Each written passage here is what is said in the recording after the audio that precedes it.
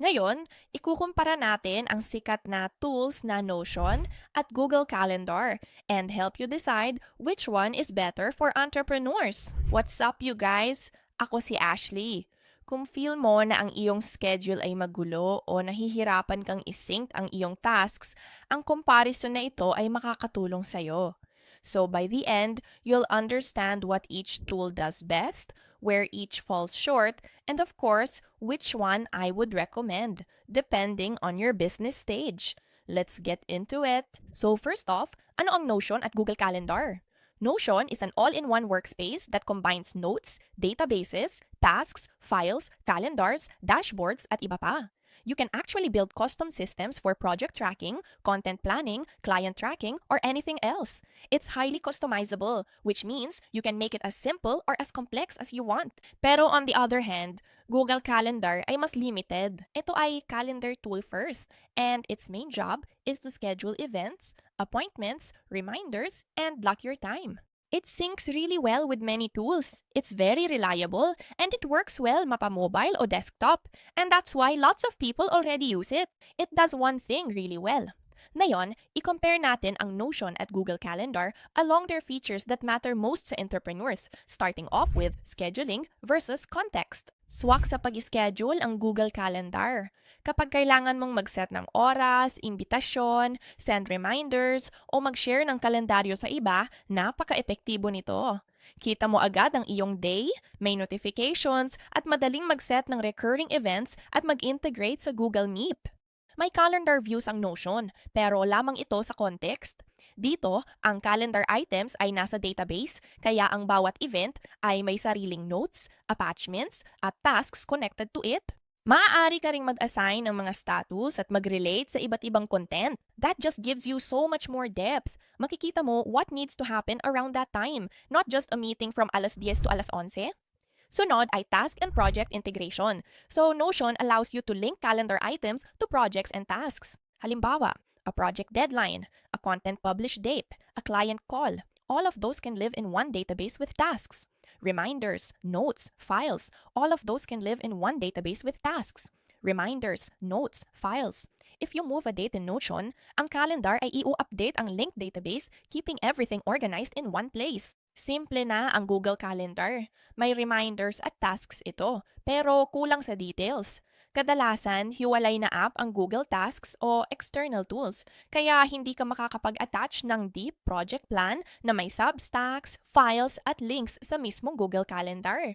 Collaboration and sharing. So Google Calendar ay minimal, pero sobrang effective for collaboration. You can share your calendar easily, invite others to events, see availability, and schedule meetings. For teams or clients who need to set your availability, Google Calendar is often the simplest choice. Sinusuportahan din ng Notion ang kolaborasyon, pero sa ibang paraan. Pwede kang mag-share ng pages, assign people to tasks, mag-comment on database items, have meeting notes stored inside, and see project progress. But Notion is less about who's free at 3 p.m., pero more about what stage is this project in and what needs to happen next. Kaya stick around to the end kasi I want to show you something even extra that Notion has that might change the game completely for you. Sunod, let's talk about notification at reminders. Google Calendar gives you strong reminders. Pwede kang makatanggap ng mga pop-up, email, at mobile notification. Critical ito sa mga urgent stuff. Ang Notion ay may reminders in date properties and can send alerts, but it's not as strong or reliable for Alert Me isa 0 minutes before mid-meeting across all devices, as Google Calendar tends to be. It works better for planning than minute-by-minute scheduling. Next, mobile integration at availability. Ang Google Calendar ay everywhere. Android, iOS at web. Sinisync ito sa iba-ibang tools gaya ng email at meeting apps.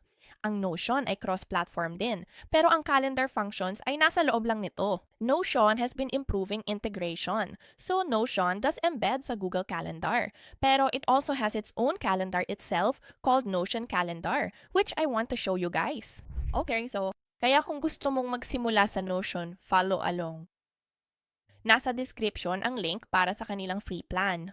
Ginagamit ko ang Notion halos sa lahat. At sa planner na ito, this is how I manage my business, my tasks. I've got big projects, I've got, weekly intentions, what's gonna move the business forward. Meron din akong weekly content calendar. So as you can see directly sa Notion, there is no really time blocking like Google Calendar. Pero you can have tasks. At ngayon, ang talagang cool sa Notion na ginagamit ko araw-araw ay may Notion calendar na sila. Gaya ng nakikita mo, mukha siyang normal na calendar, di ba? Pero ang difference, maaari mong i-connect ang mga database mula sa Notion calendar. Halimbawa, makikita rito ang aking content calendar at ang aking weekly task planner. As you can see, a task na I had on Monday, edit podcast, you can see yung tasks and things na need to get done from Notion sa Notion calendar.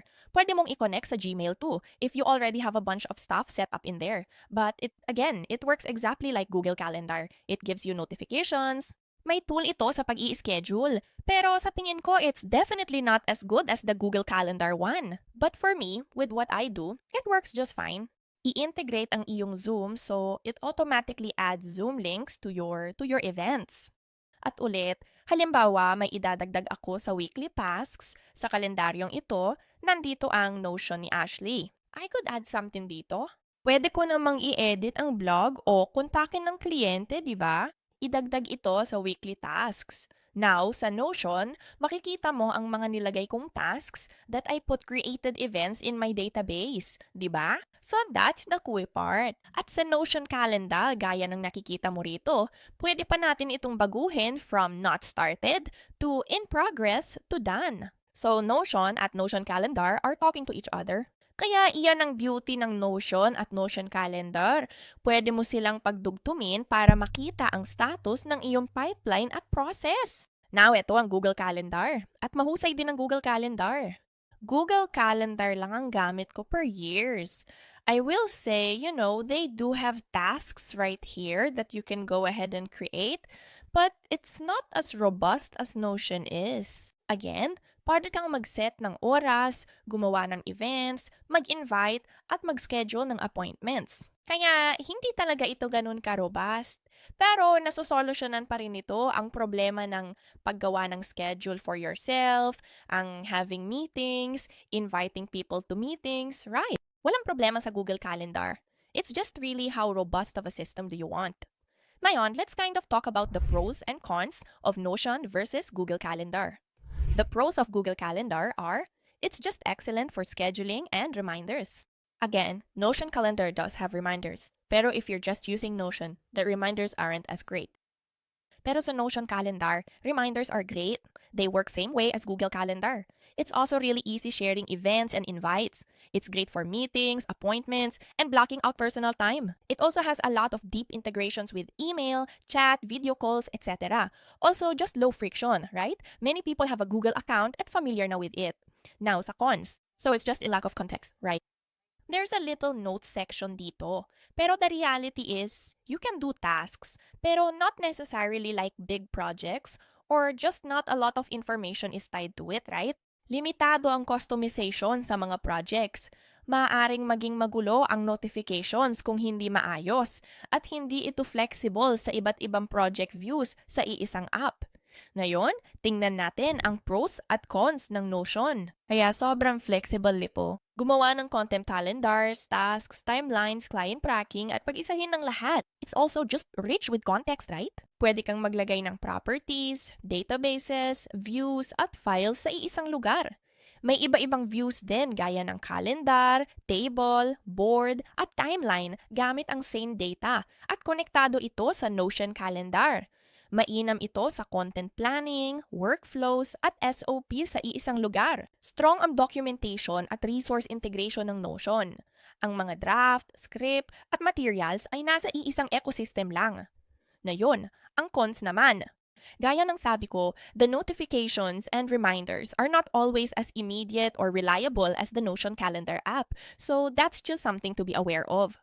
Mas mahirap din ang learning curve sa pag-setup ng iyong system. If you try to build too much too fast, it can feel really overwhelming. Sa akin, when I first got Notion, I went down a rabbit hole just trying to make it so complex, and it just made me not want to use it. So I really recommend na i-make sure you create simple systems for yourself that you'll actually use.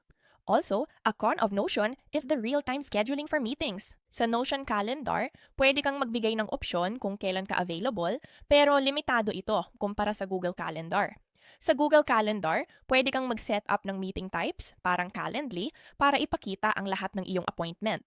Now, let's talk about the different plans and pricing options. So, Google Calendar is part ng Google Suite, and for personal users, it's completely free. Para sa businesses, it is included sa Google Workspace plan, at yung cost just depends on the plan that you get. Karamihan sa kanilang mga plano ay may kasamang Google Drive, Google Calendar, at Google Meet. Napaka-epektibong tool nito para sa businesses. Okay, so now I wanted to touch on Notion's pricing. Meron silang free plan, and I used their free plan for a long time. Ayos ito sa personal use, basic form, pati na basic sites. Kabilang dito ang Notion Calendar, Notion Mail, pati databases gaya ng Substack, dependencies, custom properties at iba pa. Pag-usapan natin ang yearly price para mas makatipid ka.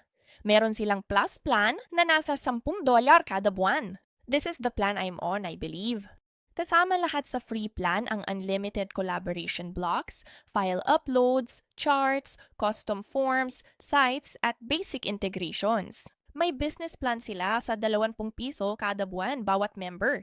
Kasama rito ang lahat ng nasa plus, pati SAML, SSO, granular database permissions, page at domain verification, at Notion AI. Makukuha mo rin ang kanilang agent, business search, AI meeting notes, at research mode. Para sa enterprise plan, you do need to contact them directly. Pero muli, maaari mong gamitin ang free plan sa Notion Calendar at libre rin ito tulad ng Google Calendar. Kaya hindi mo kailangang mag-alala tungkol sa presyo right now. You can sign up sa free plan in Notion. To help you decide, ito ang some specific kinds of entrepreneurs and scenarios which tend to work better in each. Mas angkop ang Google Calendar kung primary need mo ay scheduling at time blocking. Mas madali ito para sa pag-book ng mga kliyente at pag-send ng invitations. Importante rin ito para sa alerts, pag-manage ng iba't ibang time zone, at ang automatic na paggawa ng links para sa meetings tulad ng Zoom o Meet. If you want very simple visibility into your day without building custom systems, Google Calendar ang site para sa iyo. Ayos ang Notion sa pagpaplano, pag-track, content creation, at client management. Halimbawa, kung gusto mong i-track ang ideas, deadline at gawain sa iyong notes, panalo ito. Kung kailangan mo ng dashboard para sa iyong weekly plan, mga overdue na task, at project database, Notion ang pinaka-best na opsyon. Kung kailangan ng negosyo mo ng knowledge-based SOP at record sa isang workspace lang, panalo ang Notion. Para sa control, tulad ng custom status, tags, filters at views, Notion ang para sa iyo. At gaya ng sabi ko, ayos ang Google Calendar dahil sa pagiging simple nito. Kung gusto mo yung combination of powerful project tracking databases and being able to link that to your actual calendar, then the Notion Calendar is definitely the way to go. Kung ang priority mo ay mga meeting, event at client team, mag-Google Calendar ka na. Mabilis, maaasahan at halos universal. Kung may simpleng tasks ka lang naman na kailangang i-manage, ayos na iyon. Pero kung priority mo is project planning, content schedules, goals, linking tasks, resources, and staying organized beyond time slots, Notion is going to give you so much more long-term value. I would say use Google Calendar and Notion together, which is what I used to do. But then, Notion launched their calendar, which again is why I transitioned over in that way, to manage everything kind of all in one place. Hiwalay silang apps pero nakasync, kaya ayos at laging organized ang lahat. As a personal note, I know how challenging it can feel when you have too many tools or calendars open and you're still not sure what's coming up and what you should work on next. Choosing tools that match how you work and are easy can take the stress off your daily routine. If you want to test out Notion and Notion Calendar, we have a link in the description. Ang mga ito ay affiliate links kung saanan maaari kaming kumita ng komisyon nang walang extra cost to you. Salamat sa paggamit ng aming links at support sa channel. Malaking tulong ito para makagawa pa kami ng free tutorials. Layunin naming tulungan ang mga negosyante na makahanap ng tools that actually help them grow without overwhelm. Kung nagustuhan mo ang video na ito, huwag kalimutang i-like at syempre mag-subscribe sa aming YouTube channel. Kung may mga tanong o komento kayo, i-comment lang sa ibaba. Salamat sa panonood at hanggang sa muli!